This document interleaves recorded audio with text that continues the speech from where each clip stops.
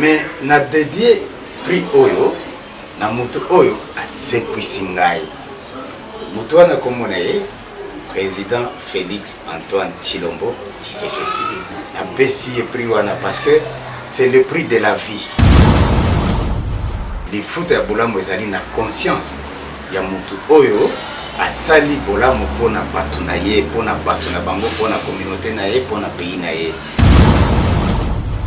Na pesa vie na ngai, na bendere ya mboka na ngai, ça veut dire que tout ce que je dois faire c'est par devoir. Mitolite misunga oyo ya Grace Mandela, la pétrolière, boyebake eye na idéologie ya sika donc soki papa to mama avali kopela awa na kati bakini komitungisa te ya kotinaka mbongo na kini kaka soki obengi na numéro oyo oza mobimba ndeko na yo na kini akozwa soin de santé gratuitement na clinique misunga batieli bino wifi ya opele surtout ke bazali na internet au début donc soki ndeko na yo avali kopela olingi oyeba état de santé na ye okoki kobenga ye sali kukuma ozwa ata interférence na nzela. Mama, bonne santé. Nakomi bien. soki ndeko na yo azwi occasion ya kozwa baswin na mitolite misunga yebake kuna na ntongo oza mobimba na petit déjeuner mpe na pokwa yebake badive ezali mpe na pointe po okolia okondima teke ozali na hôpital bazali na basali ya opération sans oublier test oculaire donc oza mobimba ke na mitole misunga ekosalaki misu na yo ezonga lokola na commencement na clinique misunga bazali mpe na dentiste minu ekozonga tumu pia na misunga batretaka mpe katarak yebake okomona pepele ya mbetolo lokola kaka éclairage public ya New York na misunga Santé, c'est gagné.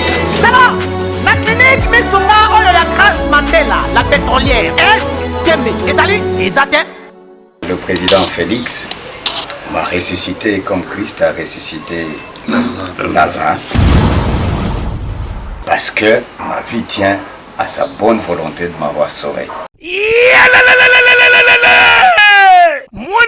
Mwana ya poto tala flotte ya kitoko oyo etie bakondition nyonso mpona kopema na elengi nyonso yangoyo flotte hotel joli kabelo CPI cadre kitoko mpona kopema awa soko ye oye kaka na bilamba na yo okokuta nyonso ezali tala bino moko bambetu ya nyekese cuisine na bachambre nyonso salon ya joli kitoko bongo kote ya batoilette enga ye awa ata mikate kwei okolia kitoko bazali na courant kitoko 24 heures sur 24 po bango bazali na départ unique batiela bino pe mobange na groupe électrogène awa ya tumupia maye bimaka tango nyonso na flotte hotel joli kabelo CPI bazali na mobange na parking pe sécurité ezali assuré ndimela ngai ke soki ozali kovanda na kati ya flat hotel joli kabelo CPI bar oyo okoki kovanda no awa omeli eloko nyonso oyo kolinga kasi mpo na bato ya lipanda bosana awa te flat hotel joli kabelo CPI ezwami na avenue Bula numéro 115 quartier Adula référence église Mangembo na commune Bandalungwa to mpe okoki kobenga bango na numéro ya telefone oyo 082 58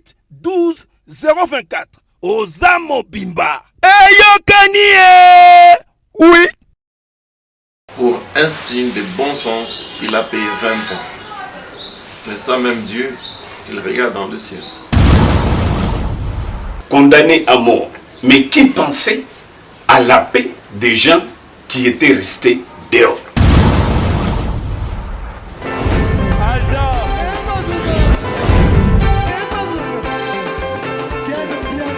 Personne m'a pour dire, on est quel bien là. Ailleurs, il y a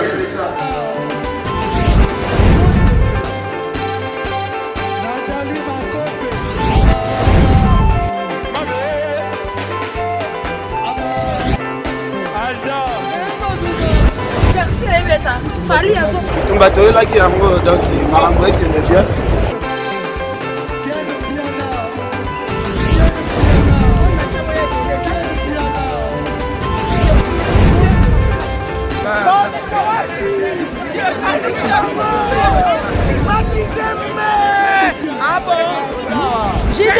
mokonzi.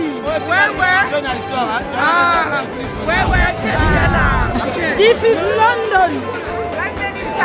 This is London City.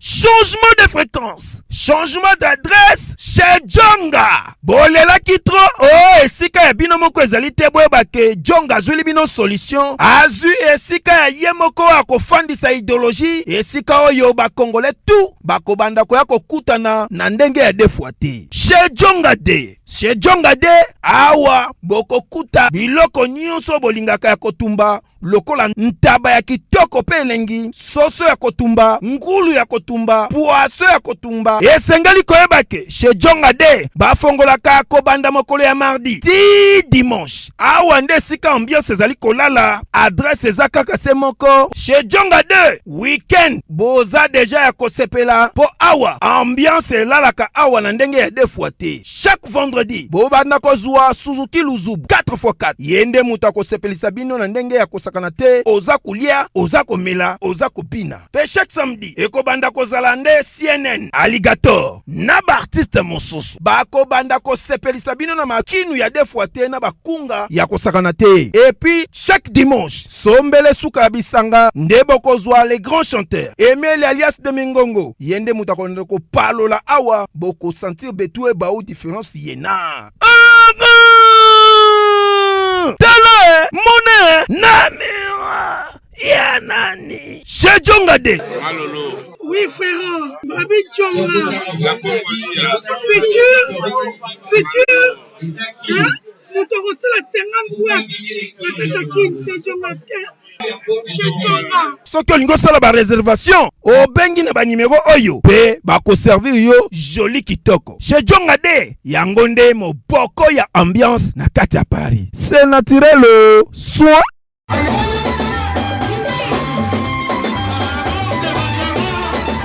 nazopesa bino nyonso tu mbote bozali kolanda biso ezala na mikili ya poto mbote na ba diaspora o bazali kolanda biso bozali éparpillé partout dans le monde hein? Bozali na Afrique, bozali na Europe, bozali na Amérique, bozali na Asie.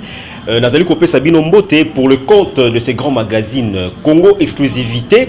Ndenge boyebi magazine oyo ezali ko prôner ba vraie valeur et pourquoi pas aussi ezali ko lakisa bino makambu oyo tant mususu boye ndimaka te ke to lakisa bino parce que ici ezali exclusivité rien que sur les exclusivités par rapport ya makambu ezali ko salema monde entier. Lelo tikalona banano nous lisolo parce que bato ebele barotuna mais le terminateur de la presse congolaise Pegin Sassa l'homme de Kumbunzila tout le belango ndengwana azali wapi parce que boyebi azali motomoko o bazali ko lukaye partout bazali ko solliciter partout pona musala azali ko sala pona bino bolinga ko information ya solo pona bino pe bolinga ko tala makamu ya malamu ya malonga pona édification na bino également aussi pour votre intérêt. Alors aujourd'hui azali ko délégué ngai l'honorable président Franck Nyembo oyo lelo bozali ko mona ngai parce que désormais bozala ndengwana soki ndenge to baraka mokonzi azali na kati ya mosala esengeli atinda soit délégation topé représentation moko ezala wana pour l'intérêt ya population.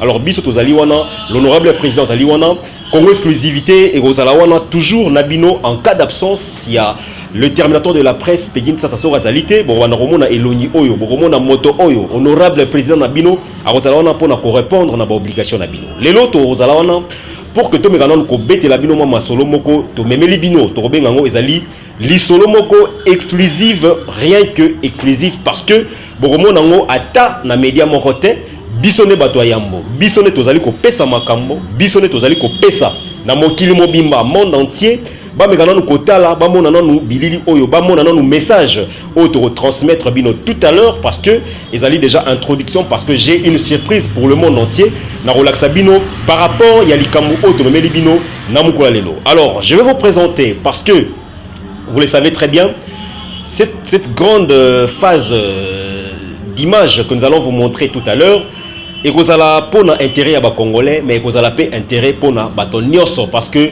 lelo soko tani kombo Il y a colonel Edi Kapand, c'est tout le monde qui connaît, c'est tout le monde qui va se rendre. Hein, toujours attentif pour la Koloba. Mais autant y comme il y a Edi Kapand, naebi masolo naebi motowana. Et aux alliés en Afrique, aux alliés en Asie, en Europe, aux alliés partout. Comme il y a Edi Kapand et Yebana partout. Alors lelo ning na obemela bino na lisola lelo. Je vais vous présenter parce que nous allons déjà faire un tour, la tour ensemble. Merci à Dieu Bongo, Wazali Kokumba Biso Nanzela, parce que toi Simbi, Bilili, Torokenda Naye, Torosala moi tour, Tozokenda Sikawa, Sikawa Kaka Tozokenda Sikawa, Toro se rendre parce qu'il y a déjà une information. Bissonne Tozali contacter, Congo Exclusivité Tozali contacter, Tozokenda Kuna tout à l'heure, pour la Kolak Sabino, mérite Moko Bazali Ko Pesaye, Bazali Ko présenter en faveur Naye, Ezali délégation. Il y a des Komoro Tobenga diaspora, mais cette fois-ci, ils allaient homme de Dieu qui est chapeauté entre le main de maître. Il y a des Konabiso, le pasteur, le révérend pasteur Andy Kadima. Yende Moutoua Kumbi délégation Mobimba. Yende Moutoua Ndimi. Ensemble, na collectif naye, ba diaspora ya poto, ba vandaki bakanisi balobi, et sengelito lingana tango tozali na bomoy. Ndenge na lopoto balobaka, aimons nous vivons, c'est très important. Mais ba lingaka moto oya salaka makamu ya malamo, balingaka moto oya défendaka cause ya bato mosusu, balingaka moto oya zalaka na bolingo ya mboka na ye. Ba réfléchir batali balobi malgré innocence na ye, azalaka innocent, azalaka na likambote, azalaka na bolingo ya mboka, mais azalaka captivé quelque part pour na bato balingaka mboka te. Alors, cette personne, ils ont songé bel et bien à la personne de Edi Kapand. Oyo azwaki 20 ans pratiquement na kati ya boloko na souffrance na kumba na pasi nyoso na relaxa bino ndenge to kenda kuna nini rosale makuna masolo ko beta makuna botala ngo attentivement boyo kapé pour comprendre exactement qu'est-ce qui va se passer nini pe koloba makuna simane na kobima na biso l'honorable président akoyeba kosala la conclusion finale par rapport à nyoso eyo ko beta makuna na kati. Alors bozala attentif bana poto diaspora mobimba benga noko benga tata mwasi bovanda likita botala masolo ko beta makuna. À tout à l'heure.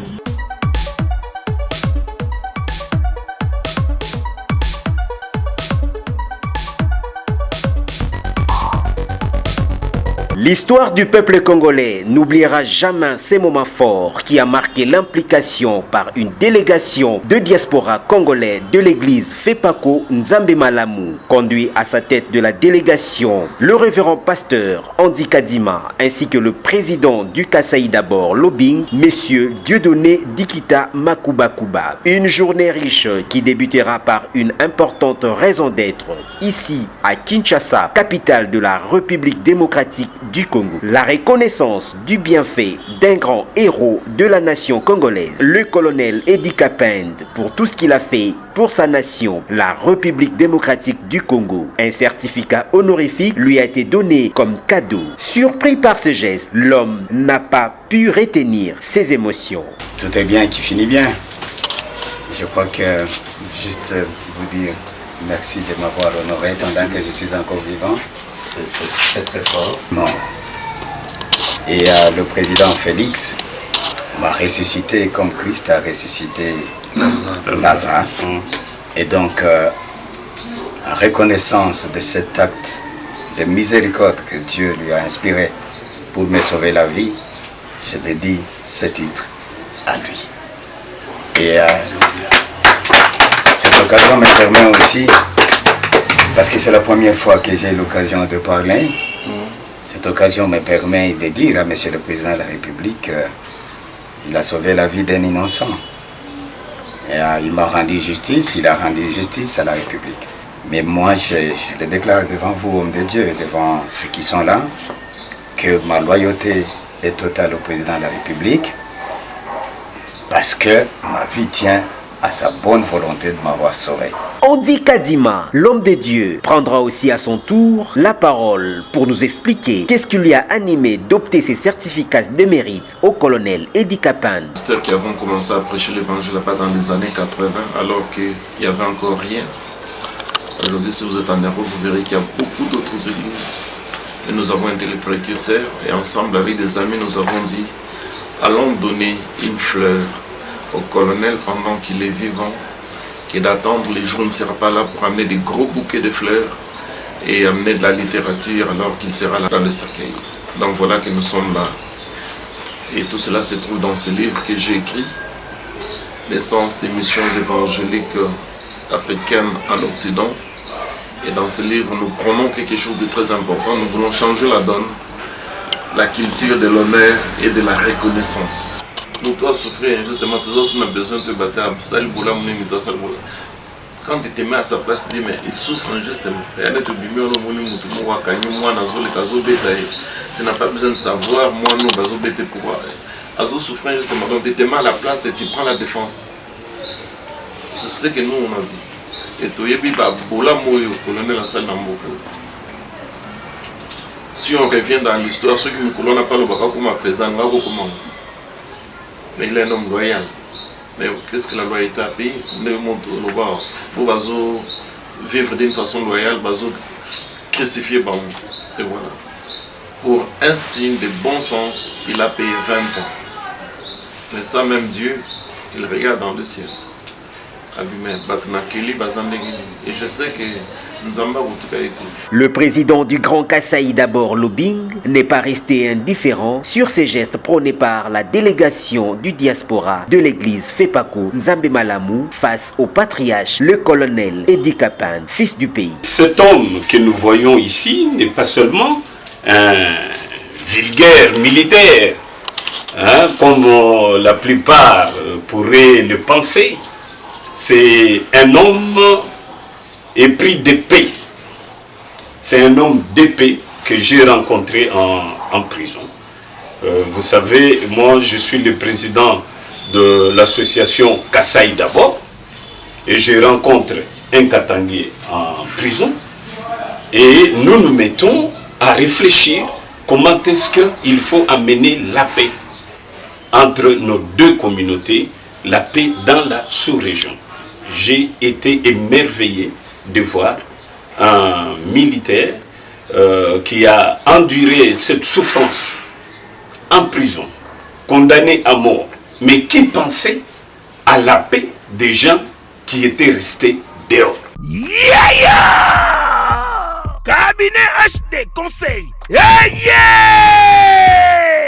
Soki ozali na eloko esengeli obongisa ekoma joli kitoko pe ezwa valeur to pe ozali na terrain ya kotonga eloko oyo lingi na ville province ya Kinshasa to na République démocratique du Congo oyebi te place nini okobanda pe place nini okosukisa. Cabinet HD Conseil oyo eye pona kopesa yo solution pe kimia na ba problème tout oyo ozanango. Cabinet HD Conseil yango nde ezali ko garantir respect ya contrat na professionnalisme pena suivi ya mosala oyo esengeli na ndenge ya defote. Ozotuna nga soki bazali wapi? Adresse ezaka se moko awa na Paris na mboka ya France na adresse oyo 33 rue Colonel Pierre Avia 750 15e arrondissement. Tope okoki kobenga bango na numéro ya téléphone oyo +33 6 62 81 65 49. Cabinet HD Conseil ezali wana pona misala na yo pe pona kobungisa nyonso oya yo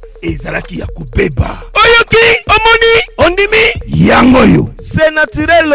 Garde bandi na yo toujours. Soucieux d'enrichir nos préoccupations, une phase d'interview accordée par le reporter du magazine Masolo Yavilia Kinshasa ainsi que Congo Exclusivité a fait ressortir le pensée d'un chacun en commençant par le patriarche, le colonel Edi Kapan, suivi du pasteur Andy Kadima, qui ont donné leurs impressions finales sur l'amour, rien que l'amour. Je suis très honoré. Ça me touche énormément. Que ce soit les compatriotes qui vivent à l'extérieur du pays, qui sont conscients de ce que nous avons posé comme action pour sauver la République,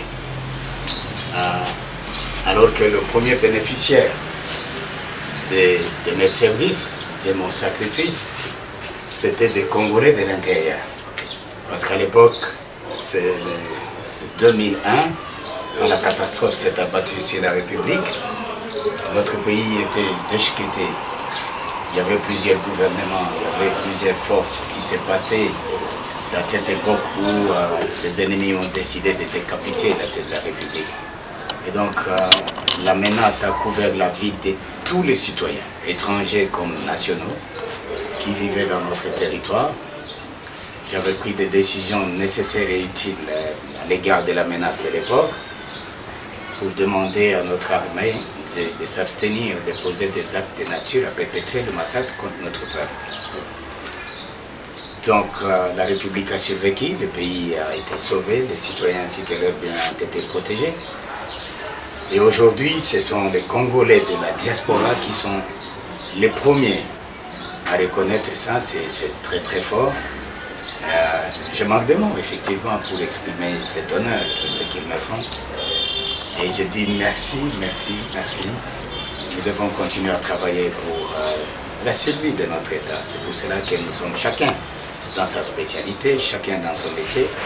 Il faut travailler à l'honneur, il faut travailler à la dignité. Bien sûr, c'est nécessaire, c'est pas seulement nécessaire, mais eza obligation na mutu nyonso kolinga kosala bolamu. Lifuta ezalaka te esika moko boye ou bien na bureau ya président ou bien na bureau ya président ya assemblée ya sénat to na banque centrale. Lifuta eza même te na terrain ya football ya martyr. Lifuta ya bolamu ezali na conscience ya mutu oyo asali bolamu pona batu na ye, pona batu na bango, pona communauté na ye, pona pays na ye. Se sentir satisfait du bien fait, ça, c'est ça la vertu. Na olinga batu tout, basala. Basala li foot te parce qu'il n'y a pas les foot des alades. Les sacrifices n'a pas de prix. Vous comprenez? Au ça la bolamu, les sacrifices, les niveau élevé, il y a conscience humaine. Ceux qui font le bien en échange des paiements, ils ont volonté. Ils ont musala, asali, nasali au malam pour futangai, nasali malam pour peuple futangai. Non, et surtout que soldats, asali au service ya drapeau, na pesa vinangai, na bendere ya mboka nangai. Ça veut dire que tout ce que je dois faire, c'est par devoir. Je dois le faire pour que peuple n'aille ébika. Au contraire, ceux qui font du bien ne sont même pas toujours récompensés. Oh, tant que nous avons en prison 20 ans, j'étais mort. Le bateau il va décider de tirer en prison. Na makanisi na bango, na mitema na bango, tout, ils pensaient que Edi a koufi ici. Ça fait 20 ans. Mais na dédié prix Oyo. Na mutu oyo asekwisi ngai. Mutu wana komona ye président Félix Antoine Tshilombo Tshisekedi. Na pesi prix wana parce que c'est le prix de la vie. Il pouvait attendre na kufa, ba rotia na cercueil, mais ba ye kopesa ngai ngo tant que je suis vivant. Or cette vie en dehors de l'Éternel qui m'a créé, c'est lui qui me l'a redonné, s'appelle Félix et je lui confie. Naza mwana ya molimo ya Ntuma Aidini ya bala ya Nzambe malamu Fepako biso toke na poto na bane 80 pona kotanga na science politique mais na période wana l'église zalaki te ni ya ba Gabonais ya ba Brésiliens, il y avait que deux petites églises ya ba Mindele donc biso nde tobandi kotia na batango wana na Belgique pe bande ko mususu na ba France pe ngande na kei pe kosala église wana ya Nzambe malamu na États-Unis na 90. Nous reconnaître entre nous, ça ne sert à rien. Mutazate nde ba maloba malamu nde to mona ba pa bande ko so ba congolais. Tant mutazate nde boina ba histoire tala milai on a beau banda ko lo balor kazate. Bolanda ta musubo akufi Pascal zanga ki 300 € pamba ya ko se faire soigner. Et tant aux autres là ba bouquet à fleurs ko bazotia moko 50 bah tiens moi admettons on a 500 personnes, je trouve vraiment que c'est triste. Et c'est en fonction de ça, tu as rectifier tir, tant qu'on motoisa vivant, tu as PC moins fleur. Et moi je me suis rappelé parce que tout ça là toujours quand tout ça les réunions à Bandeko, on t'a tapé ma combo isolé qui n'a moto. Et moi je pense que en 2008, dans la quête à la Bandeko Koutino dans la prison, on a gagné colonel. Et c'était la première fois. Ce gars s'est appelé ma phrase dans l'Antonio, seul combien d'années 8 ans, c'est le gars Malamou. Malamou la prison a 8 ans. Donc je ne pouvais pas m'en revenir. C'était la première fois que je me sans 8 ans en prison. Et puis ça m'a calmé ma casse, n'a mis ma prison avec colère, haine. Et je me suis rappelé de ça dans le but. Ah, tout penser pour la colonel. C'est ainsi que quand j'ai mis les noms, les autres membres, après si avant la maman, tout ça lié en haut, pour interroger ça y est, pendant qu'Aza vivante, voilà notre petite fleur. Parce qu'on peut se réjouir ensemble, et moi nous vivons. Nous dois souffrir injustement, tous on a besoin de te battre à Sal Boula, quand tu te mets à sa place, tu dis mais il souffre injustement. Tu n'as pas besoin de savoir, moi nous, Azo souffre injustement. Donc tu te mets à la place et tu prends la défense. C'est ce que nous on a dit. Et tu es colonel en salle si on revient dans l'histoire, ceux qui me colonnent pas le baka comme à présent, mais il est un homme loyal. Mais qu'est-ce que la loyauté a payé? Nous montrons vivre d'une façon loyale, crucifier. Et voilà. Pour un signe de bon sens, il a payé 20 ans. Mais ça, même Dieu, il regarde dans le ciel. Et je sais que nous avons été. Sa trajectoire sera couronnée encore d'autres victoires. Si Dieu a permis, Abima, sain sauf, Azotambola, malade 18, Poutine était là-bas, un ami. Il est sorti vraiment à moins de. C'est tout dans la possibilité de faire l'homme social, dans tout péché, et ce qui est vraiment glorieux dans tout ça, on donne des fonds de notre cœur, ce que nous avons de précieux, comme disait Pierre et Jean, mais ce que nous avons, lève-toi et marche. C'est ça notre joie, de le voir, de lui dire ça. Tu sais, des fois, tombe cela va faire, attends, mais mindele va me sonner minga tamboulite na pourquoi il moi c'était moi fleur. Et pas n'importe quoi africain, ça a la valeur augmentée. Mais mindele tant où il moi c'est nos fleurs à monter, moi c'est une nouvelle les fleurs. C'est une grande joie. Et c'est mon moment dans. Et nous on a dit, mais la papa n'aime pas ta fleur ou à monter, tout ce plat dans moi fleur ou à monter. Ce qui compte, c'est l'intention, ce désir-là de pouvoir être là à côté de lui, comme je le vois là. Tu ne peux pas savoir, c'est une grande joie. Et quand j'en parlerai à mes frères au retour en Europe, ils ont déjà vu la vidéo, donc Bazan est.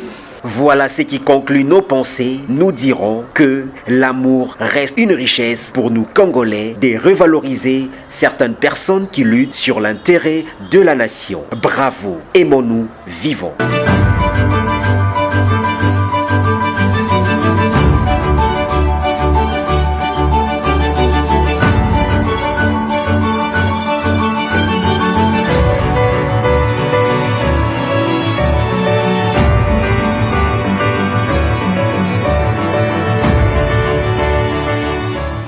ezalaki pour na biso plaisir, je pense que botalaki bomoni na bandaku pour faciliter bolobi elengeleki honorable président elengeleki, c'est ça même la magie ou encore la force. Il y a magazine Nabino Congo exclusivité oyo bopesa confiance oyo bondima à travers Molobelinae, mwana ya bato, mwana ya ba maman, mwana ya ba congolais, n'est-ce pas, l'homme intègre.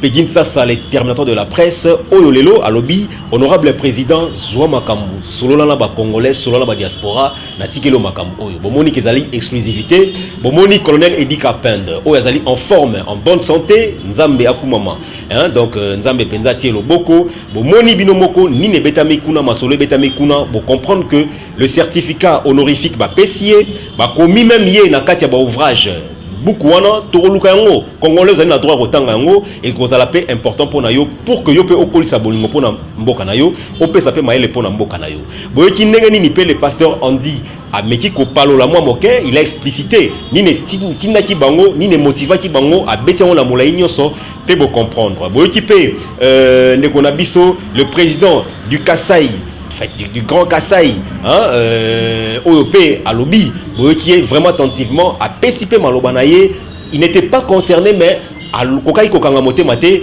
à Yakinakata délégation, ti Bisikanini à Monaki payé en live à mon appel le colonel Edi Kapende na Misoboé parce que le colonel Edi Kapende reste un monument vivant. C'est une personnalité honorifique. Azali Moto autre Robert na ba histoire bana na biso ba génération na génération ba robetaka lisolo na ye neto ba cours ya histoire to retient pe na kati wana parce que il a fait beaucoup pour cette nation. Voilà. Je pense aussi qu'on doit remercier aussi équipe oyo ya Congo exclusivité oyo pe tambolaki oyo pe kenaki ti bipai wana pour que to la Sabino bilili oyo. Merci na Yemei le président, l'homme d'État, n'est-ce pas?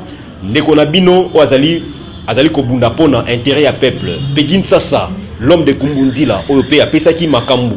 Lelo na honorable président Franck Nyembo pour que Azalawana liso ya mokondine to lobaka atala makamu nyonso polele pe apesa na ba diaspora na Belgique, na Hollande, na Finlande, na Suède, na États-Unis, na Canada, ba makamu nini oyo après la prison.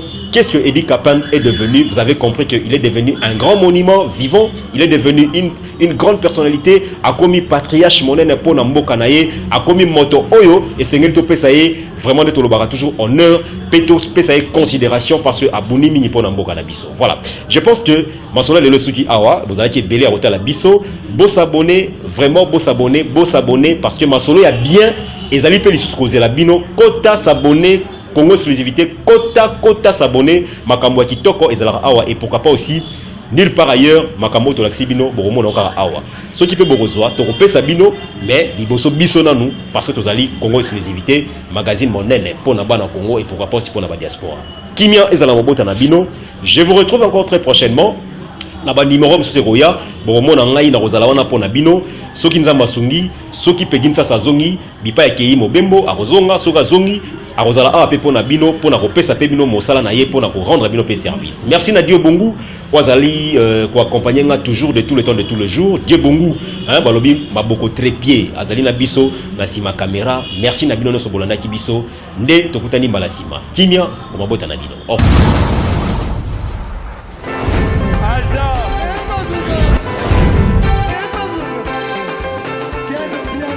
Papson Mapungi, le monde qui est bien. Ailleurs, il y a fait ça.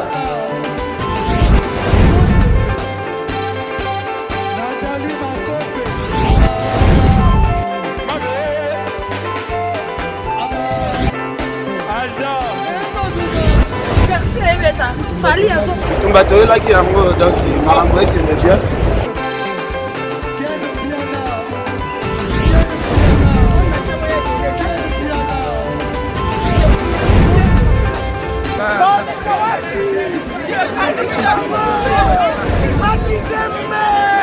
Ah bon?